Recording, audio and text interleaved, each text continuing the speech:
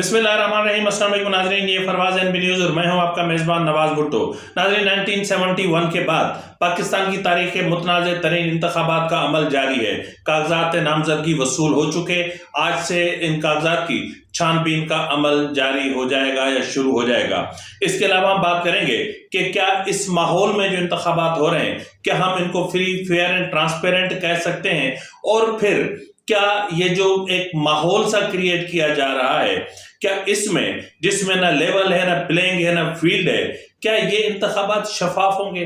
क्या इंतखाबात के मुतनाज़े होने की आड़ में कुछ कुव्वतें कुछ और मकासद हासिल करना चाहती हैं? इस पर भी हम बात करेंगे और बात करेंगे NA 127 बिलावल भुट्टो जरदारी के कागजात नामजदगी के हवाले से जिस तरह के एतराज़ात या जिस तरह का एक अहम तरीन एतराज़ सामने आया है, उसने इंतहाई अहम और एक अजीब किस्म के सवाल पैदा कर दिए हैं। वो सवाल क्या हैं? क्या बिलावल भुट्टो जरदारी NA 127 से इंतखाबात लड़ सकेंगे? अगर NA 127 से इंतखाबात नहीं लड़ सकते तो फिर कौमी असम्बली की जो दीगर नशिस्तें हैं, क्या वहां पर इंतखाबात लड़ना बिलावल भुट्टो के लिए मुमकिन हो पाएगा? ये इंतहाई अहम और हसास तरीन मामला है। इस पर भी हम बात करेंगे और बात करेंगे कि बुशरा बीबी आखिर क्या चाहती हैं। बुशरा बीबी के एक ऑर्डर ने पीटीआई पूरी की पूरी पीटीआई को चकरा के रख दिया है। ये मामला क्या है? और उसके अलावा JUIFA के वफद की यूसुफ रजा गीलान से सीट एडजस्टमेंट के हवाले से जो बात हुई है, उनमें वो कौन सी सीट्स हैं, किस किस चीज पर एडजस्टमेंट होने जा रही है, और फिर सैयद खुर्शीद शाह ने नून लीगियों को यानी नूनियों पर जिस तरह ताक ताक कर फायर मारे हैं या हमले किए हैं, यानी जबानियां, उसका मामला क्या है? और क्या मशरिक़ वुस्ता एक बड़ी और भयानक जंग की तरफ बढ़ रहा है? और इसराइल ने कौन सी बड़ी गलती कर ली जिसका शायद सबको इंतजार था, और ये गलती ईरान को कितनी महंगी पड़ी है? इस पर हम आखिर में बात करेंगे और थोड़ा सा तफसील से बात करेंगे। नाज़रीन, सबसे पहले हम बात कर लेते हैं मुतनाज़े तरीन इंतखाबात के हवाले से। अब मुतनाज़े तरीन इंतखाबात में इसलिए कह रहा हूँ कि इस वक्त जो माहौल क्रिएट किया जा रहा है, या जिस तरह कागजात नामजदगी की वसूली के हवाले से जो कॉन्स्पिरेसीज की गई, या जो चीज़ें सामने आई, या जिस तरह छीना झपटी हुई, या जिस तरह कुछ छीना झपटी नेचुरल थी, कुछ अननेचुरल थी, कुछ मामला ऐसे थे जिनको पीटीआई ने डेलिबरेटली क्रिएट किया, और कुछ ऐसे थे जो इंतजामिया के जबर की वजह से हुए। जो इंतजामिया के जबर की वजह से हुए उनमें ज्यादातर वो उम्मीदवार थे कि जो किसी न किसी FIR में कहीं ना कहीं या तो एब्सकॉन्डर थे या फिर पुलिस को वांटेड थे। तो ये जो माहौल क्रिएट किया जा रहा है, आखिर ये इंतखाबात पर मतलब एक चीज तो तय हो चुकी कि 1971 के बाद से लेकर इस वक्त तक इंतखाबात पर तनाज़ात पैदा होते रहे हैं। यानी इंतखाबात को मुतनाज़े भी कहा जाता रहा है, इंतखाबात को आर इलेक्शन भी कहा जा रहा है। कभी जो है वो 70 पंचर, कभी 30 पंचर, कभी 40 पंचर की भी बात होती रही है। लेकिन ये इंतखाबात अपने आप में इंतहाई जो है वो मुतनाज़े तरीन इंतखाबात होने जा रहे हैं, इसलिए कि इन इंतखाबात में न तो कोई लेवल है, न प्लेइंग है, न कोई फील्ड नजर आ रही है। एक तरफ तो इंतखाबात का जो है वो ढोल पीटा जा रहा है, तो दूसरी तरफ पाकिस्तान की एक बड़ी जमात यानी पाकिस्तान तहरीक इंसाफ को या यूं समझ लें कि एक विक्टिमाइजेशन का निशाना बनाते हुए, या फिर उसमें ज़ाहिर पीटीआई की अपनी भी संगीन गलतियां हैं। अब उन गलतियों की आड़ में एस्टेब्लिशमेंट को एक मौका हाथ लग गया है, जिसकी वजह से उन्होंने पीटीआई को धकेल कर इलेक्शन के प्रोसेस से आउट कर दिया है। यानी न सिर्फ पीटीआई को इलेक्शन के प्रोसेस से आउट किया, लेकिन उससे पहले इमरान खान को सजा दिलवाई, उसके बाद पीटीआई के इंतखाबात यानी इंट्रा पार्टी इंतखाबात को मुतनाज़े बनाया, फिर उनके इंतखाबी निशान को मुतनाज़े बनाया। अब जब कुछ रियायत कहीं से पैदा होने जा रही हैं, तो फिर साइफर केस तेजी से अपने मंतकी अंजाम की तरफ बढ़ रहा है, और जिसका अंजाम लामहल्ला इमरान खान के लिए बहुत बड़ी सजा हो सकता है। अब नाज़रीन, ये जो इंतखाबात होते हैं, इन इंतखाबात को नेशनल और इंटरनेशनल ऑब्जर्वर्स आते हैं, ऑब्जर्व करते हैं, और हर मतलब जो ग्रुप्स बने होते हैं, और हर ग्रुप के हवाले हलके होते हैं, और उन हलकों में वो ग्रुप्स ऑब्जर्व करते हैं कि इंतखाबात किस कदर हो रहे हैं। तो क्या इंतखाबात शफाफ हो रहे हैं? क्या इंतखाबात की शफाफियत को पर कई सवालात नहीं खड़े कर दिए गए? क्या इंतखाबात की शफाफियत पर सवालिया निशान नहीं लगा दिया गया? क्या इंतखाबात کو اٹھتے ہی یعنی کاغذات یعنی جو پہلا مرحلہ تھا کاغذات نامزدگی کے حوالے سے کیا اس کو متنازع نہیں بنا دیا گیا؟ اگر یہ سب کچھ ہونا ہے تو پھر انتخابات کے انعقاد کے حوالے سے جو 58 بلین روپیز یعنی 58 ارب روپے کے اخراجات ہونے جا رہے ہیں وہ کیوں ہونے جا رہے ہیں؟ ان 58 ارب روپے کے اخراجات کے بعد بھی اگر انتخابات متنازع ہی رہتے ہیں، اگر تنازعات جوں کے توں ہی رہتے ہیں، تو پھر ایسے انتخابات سے ہم نے کیا حاصل کر لیا؟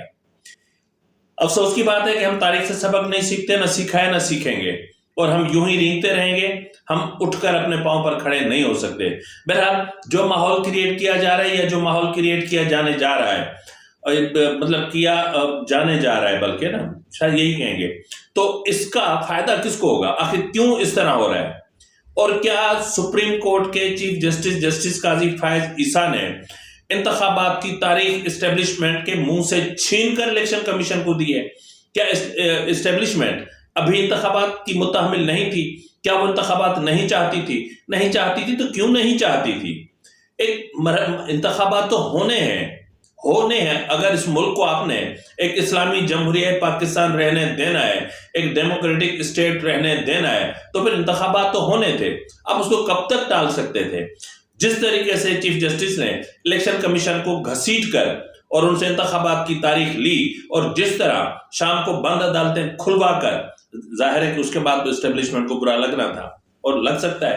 تو یہ جو بھی کچھ ہو رہا ہے، اس وقت تک بھی جو کچھ ہو رہا ہے، کیا یہ انتخابات کو ملتوی کروانے کی یا انتخابات کو التوا میں ڈالنے کی سازش تو نہیں ہے؟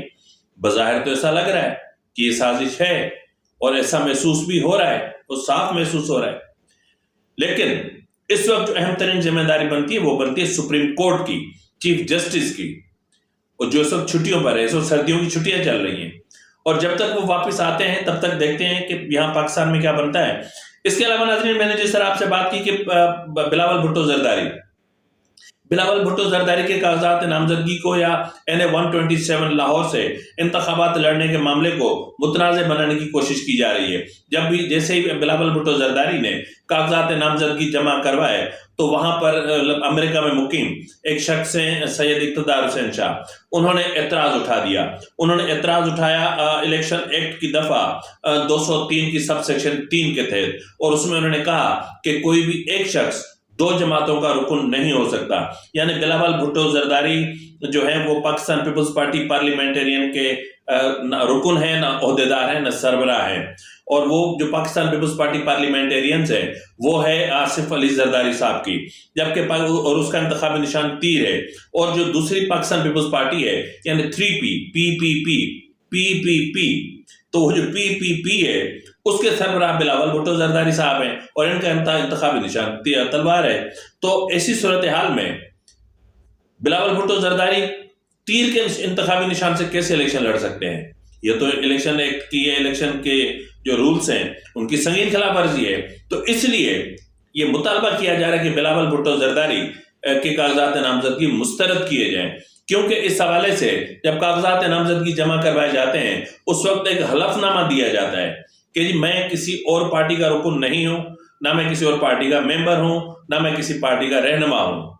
تو اس وقت جب آپ یہ فارم جمع کرواتے ہیں اور جب ایک ایفیڈیوٹ دیتے ہیں تو اس کے بعد پھر کوئی گنجائش نہیں رہتی۔ اب اگر اس حلقے سے کاغذات نامزدگی مسترد ہوتے ہیں تو یہ معاملہ پھر چیلنج ہونے جائے گا، اور اس کے اثرات لامحالہ بلاول بھٹو زرداری کے ان حلقوں پر بھی پڑیں گے جہاں سے بلاول بھٹو زرداری انتخابات لڑ رہے ہیں۔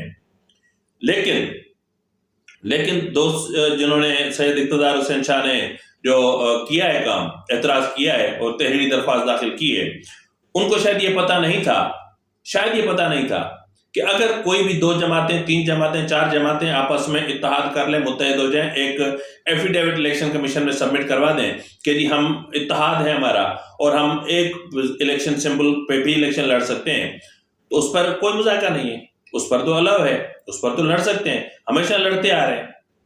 تو کتنی جماعتوں نے ماضی میں اس طرح نہیں کیا ہے؟ تو بہرحال اس گبارے سے میں تو ہوا نہیں رہنی، اور یہ جو طرح ایک ہوا کریٹ کرنے کی کوشش کی گئی وہ سمجھ لیں کہ ضائع ہو گیا۔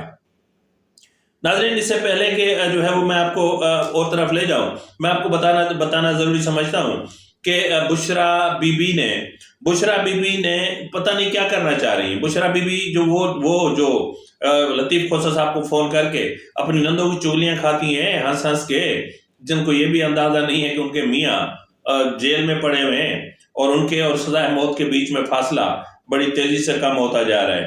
تو بہرحال ناظرین، بشرا بی بی نے ایک اہم سنسنی خیز اور حیران کن خوفناک قسم کا اسٹیٹمنٹ یعنی ایک ہدایت جاری کی ہیں. اب بشرا بی بی نے ایک بہت بڑا سرپرائز دیا ہے پی ٹی آئی کی لیڈرشپ کو. اب تحریک انصاف کو انہوں نے کہا ہے کہ اگر نہیں ملتا، اگر تحریک انصاف کو بلے کا انتخابی نشان نہیں ملتا تو پی ٹی آئی 2024 کے الیکشن کا بائیکاٹ کرے گی اور پی ٹی آئی کو بائیکاٹ کرنا ہوگا. اب بشرا بی بی نے بیرسٹر گوہر کو کال کر کے واضح کر دیا کہ الیکشن میں تحریک انصاف کو بدترین شکست ہوگی اگر بلے کا نشان نہیں ملا تو. اور بشرا بی بی نے عمران خان کو قائل کرنے کے لیے جیل جائیں گی تاکہ الیکشن سے بائیکاٹ کیا جا سکے. اب بشرا بی بی گروپ نے فیصلہ کر لیا ہے کہ اب الیکشن بائیکاٹ میں ہی عزت ہوگی. اب جو امیدوار الیکشن میں جائیں گے سب کو بری طرح شکست ہوگی اور تحریک انصاف کو الیکشن لڑنے کا مشورہ دینے والے عمران خان اور پارٹی کے دشمن ہیں. اب ناظرین، اس لاجک میں کتنی حقیقت ہے کہ پی ٹی آئی کو شکست کا سامنا کرنا ہوگا. اس میں کوئی شک نہیں ہے کہ کسی بھی پارٹی سے اگر ان کا الیکشن سمبل چھن جائے تو پھر وہ پارٹی تتر بتر ہو جاتی ہے، لاوارث ہو جاتی ہے. اس وقت جس طرح پی ٹی آئی کے الیکشن کمیشن کے دستاویزات میں پی ٹی آئی لاوارث ہے، اسی طرح اگر ان کے تمام آزاد امیدوار الیکشن لڑتے ہیں اور چلو کوئی نہ کوئی کہیں نہ کہیں سے کسی نہ کسی طریقے سے آزاد امیدوار کے طور پر وہ الیکشن جیت بھی جاتا ہے، اگر وہ الیکشن جیت بھی جاتا ہے تو اس کے بعد کیا گارنٹی ہے کہ قومی اسمبلی میں آ کر وہ پی ٹی آئی کا ہی وفادار رہے گا؟ اور کیا گارنٹی ہے کہ آپ لوگوں کی ہدایت پر چلتے ہوئے جس بھی حلقے سے پی ٹی آئی کے 2-4 امیدواران جو الیکشن میں حصہ لے رہے ہوں گے اور وہ جو ہے وہ پی ٹی آئی کی قیادت کے کہنے پر دستبردار بھی ایک دوسرے کے حق میں ہو جائیں گے؟ ایسا بھی نہیں ہو سکتا. تو یہ میں آپ کو پورا بتا چکا ہوں کہ آخر ہونے کیا جا رہا ہے. تو اس لیے بشرا بی بی نے، یعنی یہ میرے خیال میں جہاں تک میرا آئیڈیا کام کرتا ہے، یہ جو آئیڈیا ہوگا یہ لطیف کھوسہ صاحب کا ہوگا، کیونکہ لطیف کھوسہ کو پتا ہے کہ وہ نہیں جیت رہے. وہ آزاد آئیں، چاہے بلے کے ساتھ آئیں، چاہے ان کے دونوں ہاتھوں میں 2 بلے دے دیے جائیں، لیکن لطیف کھوسہ صاحب کا تو جتنا قطعی محال ہے. تو اس لیے میرے خیال میں بشرا بی بی نے یہ بڑا فیصلہ کیا ہوگا. ناظرین، پاکستان پیپلز پارٹی کے سینئر رہنما سید خورشید احمد شاہ نے کہا ہے کہ مسلم لیگ نون نے اس وقت اپنے لوگوں کو نگران حکومت میں بٹھا دیا ہے. نون لیگ کی وجہ سے پیپلز پارٹی کو پنجاب میں بڑا نقصان ہوا، لیکن ہم پھر بھی یہی کہتے ہیں کہ مل کر کام کرنا پڑے گا اور ساتھ چلنا ہوگا. خورشید شاہ کا کہنا تھا کہ پیپلز پارٹی عوامی پارٹی ہے اور کھل کر بات کرتی ہے اور ہمارے وزیر اعظم کی کہ امیدوار بلاول بھٹو زرداری ہوں گے. انہوں نے کہا کہ نون لیگ کے ساتھ ہمارے کوئی اختلافات نہیں ہیں، جہاں بھی مشکلات آئیں پاکستان پیپلز پارٹی آگے کھڑی رہی اور نون لیگ کی وجہ سے پیپلز پارٹی کو پنجاب میں بڑا نقصان ہوا، لیکن پھر بھی ہم یہی کہتے ہیں کہ مل جل کر کام کرنا پڑے گا اور ساتھ چلنا پڑے گا. ان کا کہنا تھا کہ ملک کے لیے ایک ساتھ مل کر فیصلے کرنے کی ضرورت ہے.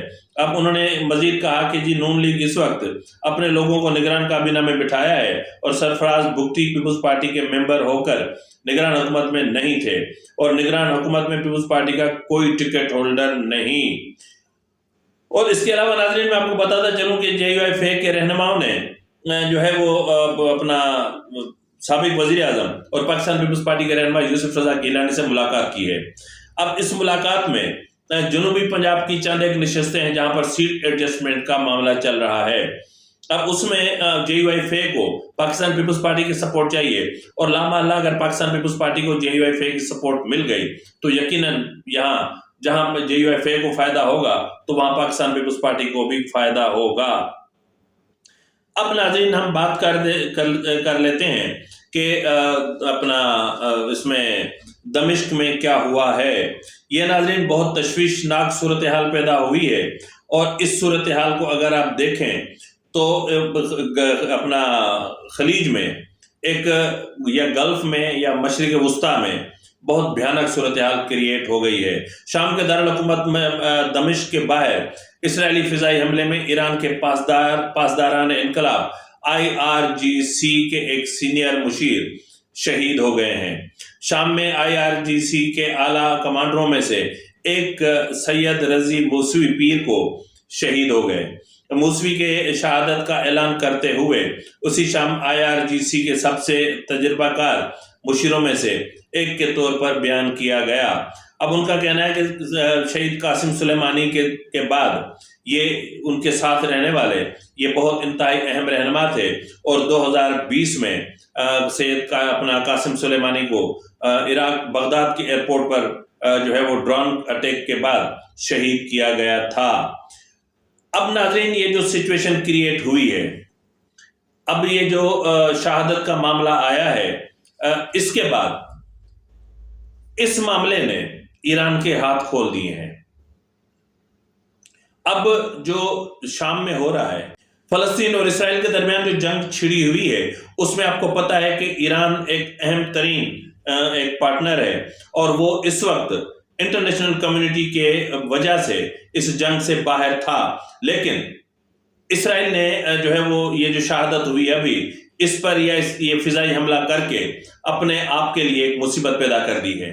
اب اس کے بعد اگر ایران جنگ میں کود پڑتا ہے تو پھر صاحب یہ جو پورا مشرق وسطی ہے ایٹمی جنگ کی لپیٹ میں آ جائے گا، اور پھر اسرائیل کا وجود تہس نہس ہو جائے گا۔